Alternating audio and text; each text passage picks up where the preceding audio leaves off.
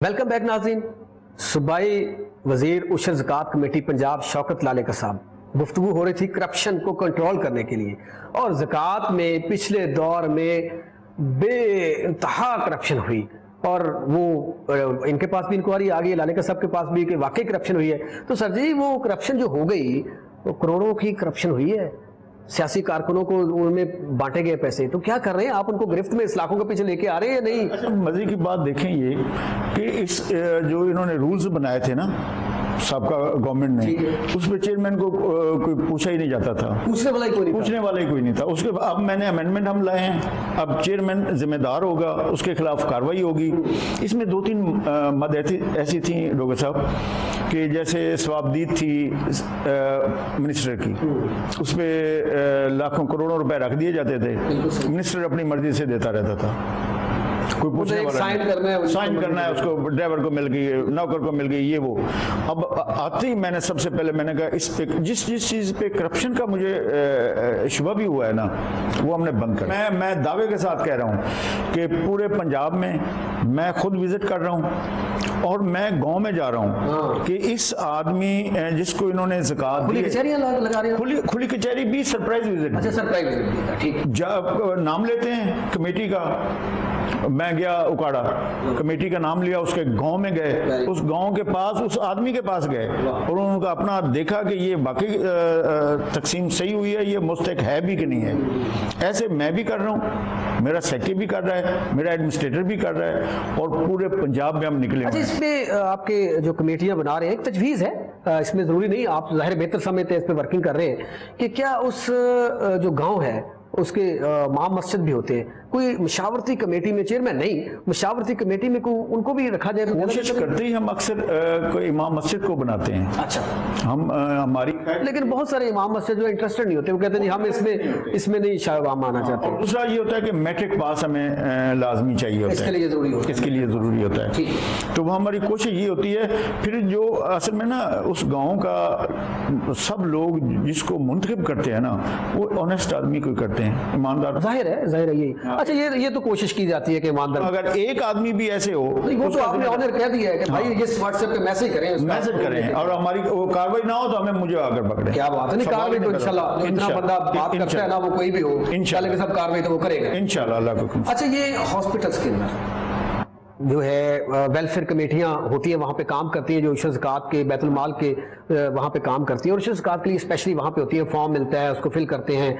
तो क्या उसमें भी कोई फर्ज में आपने इजाफा किया या वही पहले वाला है? मैंने जो है ना 40% इजाफा किया है, 30 से 40% हॉस्पिटल के लिए, और खास तौर पर जनूबी पंजाब के लिए। महरूमियाँ ज़्यादा है, महरूमियाँ वहाँ, गुरबत वहाँ ज़्यादा है। हमने हॉस्पिटल भी बढ़ाए हैं, उन पे फंड में इजाफा भी किया है। हमने अल्हम्दुलिल्लाह हर मद में इजाफा किया, 4 से 6 हुआ है ना, बिल्कुल सही, तो हमने हर मद में इजाफा किया है। अच्छा, उसमें तरीकाकार ये होता है कि जो मुस्तहिक होता है वो अपने इलाके की जो ज़कात की कमेटी, अपने गांव की या यूनियन काउंसिल की, वहाँ पे स्टैंप लगवा के लाता है, क्या करता है? वो अपने गांव से रिकमेंड करवाता है उस चेयरमैन से, जो लोकल यूनिट होता है हमारा, उस से रिकमेंड कराकर फिर वो हॉस्पिटल में देता है, उसका इलाज फ्री हो जाता है। मतलब कोई तीसरे, पहले तो ये होता था ना कि एक लंबा प्रोसेस था, अब इमरजेंसी को पेशेंट आ गया है, उसको अर्जेंट जरूरत है, तो ये जैसे मैं थोड़ी सी आपसे एग्जांपल दे देता हूँ कि ये एक अप्रिशिएट करने वाली बात है पंजाब हुकूमत को कि वज़ीर आला साहब ने आईजी साहब के साथ मिलके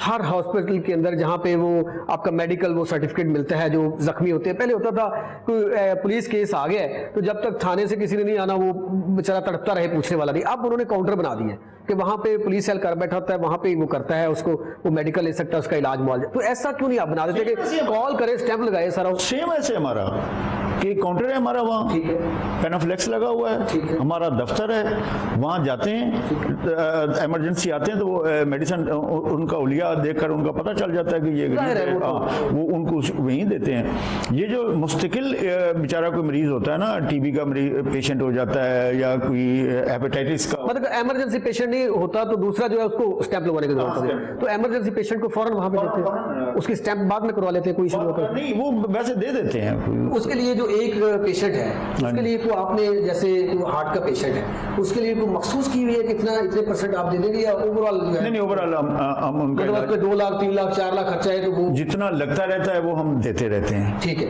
اس کی کوئی وہ ہے نہیں, لمٹ نہیں, انلمیٹڈ ہے. انلمیٹڈ ہے. اچھا یہ تو زبردست ہے کہ اس میں لمٹ ہو جاتی ہے کہ لاکھ دے کے دوسرا لاکھ بیچارے سے نہیں ہوگا تو پھر وہ نہیں انلمیٹڈ ہوتا ہے. اکثر تو جو بڑے کیسز ہوتے ہیں نا اس کو سی ایم بھی اپنی طرف سے گرانٹ دیتے ہیں. یہ چھوٹے جو کیسز ہوتے ہیں ان میں زیادہ زکوٰۃ کا چلتا ہے. کوئی بھی پیشنٹ آئے کروا سکتا ہے یا اس کے لیے مخصوص ہوتا ہے کہ ان بیماریوں کے لیے؟ نہیں ہمارا کوئی بھی پیشنٹ ہے تو کوئی بھی نابینا افراد کے لیے بھی ہے, کینسر کے لیے بھی ہے, جو بھی پیشنٹ ہے وہ ہمارا علاج. اچھا یہ 6 ارب جو ہے اس کے اندر ایک آپ کا وزارہ الاؤنس ہوتا ہے, اس میں بھی کوئی آئیے بہتری یا بس ادھر؟ پہلے ہم 1,35,000 کو پچھلے سال ہم نے دیا ہے. 1,35,000 ایک لوگوں کو 1,35,000 لوگوں کو دیا پنجاب کے اندر. پنجاب میں صرف گزارا الاؤنس کے حوالے سے. اب 1,75,000 دے رہے ہیں. ہم نے 6,000 سے 7,000 نابینا کو دیا ہے. اس دفعہ ہم نے انشاءاللہ ہر مہینے دیتے ہیں یا نہیں ہر مہینے نہیں یہ ہر مہینے ہوتا ہے. ٹھیک ہے, ہر مہینے ہوتا ہے, وہ بنا ہوتا ہے کارڈ اور وہ اس کو دے رہتے ہیں. اسی طریقے سے ہم نے 6,000 جیز فنڈ کے مد میں دیے ہیں, 6,000 5,000 کچھ نابینا کو دیے ہیں. اس دفعہ ہم لیپریسی کے ہیں ادھر ہمارا ان کو دیا ہے ہم نے. اس دفعہ ہم بڑھا دیا ہے, ہم نے نابینا میں 100%. اچھا جہیز فنڈ جو ہے ابھی آپ نے ذکر کیا, تو جہیز فنڈ کا کیا طریقہ کا رکھا ہوگا آپ نے؟ جہیز فنڈ کا یہ ہوتا ہے کہ جس گاؤں میں اس کی شادی ہوتی ہے یا محلے میں یا جو بھی یونٹ ہوتا ہے اس سے وہ نکاح کا فوٹو کاپی ہوتی ہے اور وہ یونٹ والا ریکمینڈ کرتا ہے تو جہیز فنڈ میں پہلے نکاح کرنا پڑتا ہے. پہلے نکاح ہوتا ہے, اس کے بعد ہوتا ہے نا. ایسے تو پھر گپلے کا اور اس میں کرپشن کا پرابلم آتا ہے نا. بہت سارے لوگ چونکہ آپ بھی ایک ایسے علاقے سے ہیں جہاں پہ یہ بہت ساری چیزیں آپ کے بھی سامنے ہوں گی. بہت سارے دیہات میں, شہر کے اندر بھی بات کریں, دیہاتوں میں خصوصاً یہ ہوتا ہے سفید پوش لوگ ہوتے ہیں, وہ بیٹے بیٹیوں کی شادی بیچارے نہیں کر پا رہے ہوتے, صرف ان کے پاس ہوتا نہیں لیکن وہ اپنی سفید پوشی جو ہے وہ بھی برقرار رکھنا چاہتے ہیں. اس کے لیے بھی کوئی بنا رہے ہیں آپ طریقہ کار کہ اس کو بھی کوئی ایسا اوبلائج کیا جائے؟ ہونا چاہیے. جتنی غربت دیہات میں ہے کلیجہ منہ کو آتا ہے. اور اللہ معاف کرے جو مجھ جیسے صاحب استطاعت لوگ ہیں نا, یہ ان غریب لوگوں کی وجہ سے پکڑ میں نہ آ جائے. مجھے یہ ڈر ہے یہ عبادت نماز روزہ کچھ نہیں کرے گا.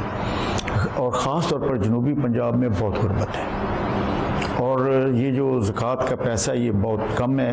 میں آپ کے توسط سے ان صاحب استطاعت لوگوں کو اپیل کرتا ہوں کہ ہم پہ اعتماد کریں, فنڈز دیں زکوٰۃ میں, اور انشاءاللہ ہم آپ کا پیسہ صحیح لوگوں تک پہنچائیں گے. یہ میری ذمہ داری ہے. اچھا یہ بڑی تکلیف میں جو آپ نے بات کی کہ واقعی وہاں پہ بڑی بے روزگاری ہے, بڑی غربت ہے, لوگوں کے پاس وسائل ہی نہیں ہے کچھ کر سکے, وہاں پہ کوئی ایسا گھر کا کچن چلانا مشکل ہے, علاج کہاں سے کروائیں وہ.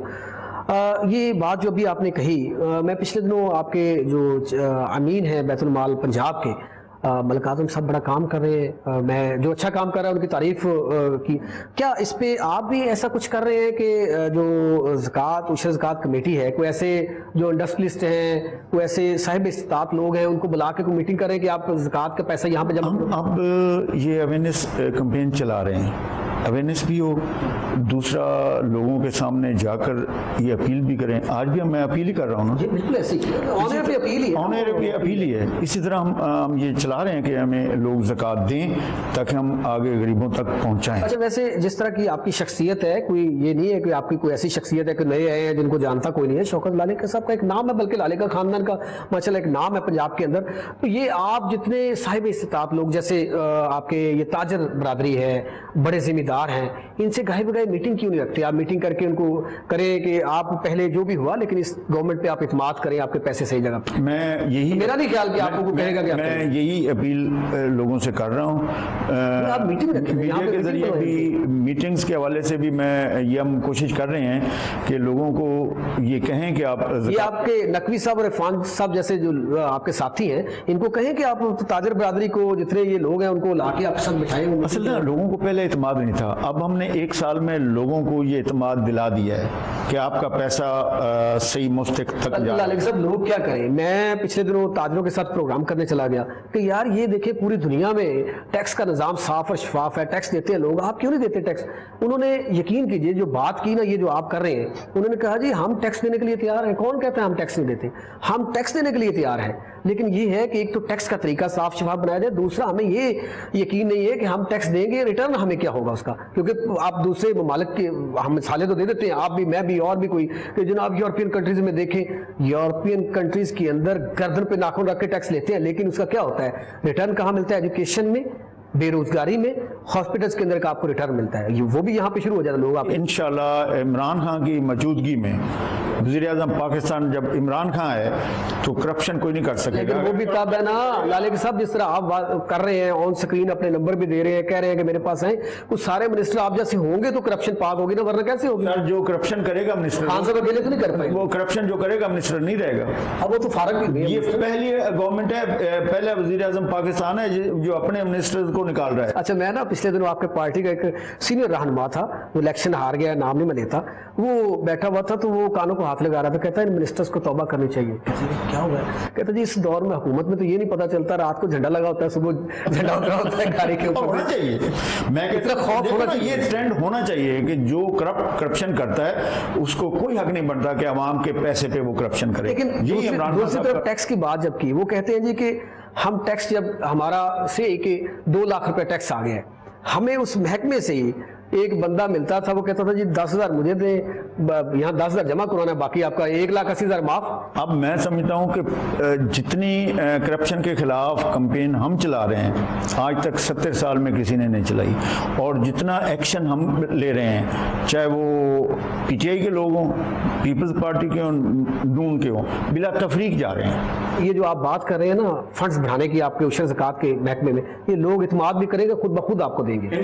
جو آپ اپیل کر رہے ہیں آپ کے پاس آئیں گے لوگ اٹھا کے, لالے کے سب یہ اپنے محکمے میں لگائیں, اتنا اعتماد کریں گے انشاءاللہ. لوگ اعتماد کریں گے, اور ہم پہلے کارروائی کرنے جا رہے ہیں, جہاں بھی زکوٰۃ میں جہاں بھی کوئی خرد برد ہوگی, جہاں بھی کوئی کرپشن ہوگی, انشاءاللہ ہم چھوڑیں گے. آپ کے سامنے آپ نے خود بھی کہا, آپ کے سامنے قرض اتارو کی مہم چلائی, لوگوں نے پیسے دیے, اس کے بعد وہی نا وہ ملک سنوارو قرضہ اتارو, وہ لوگوں نے پیسے دیے, بے بہا لوگوں نے دیے, اور اس کا پتہ ہی نہیں چلا. اس کے بعد آپ نے اکتوبر 2005 کے زلزلے کی بات کی, لوگوں نے دیا.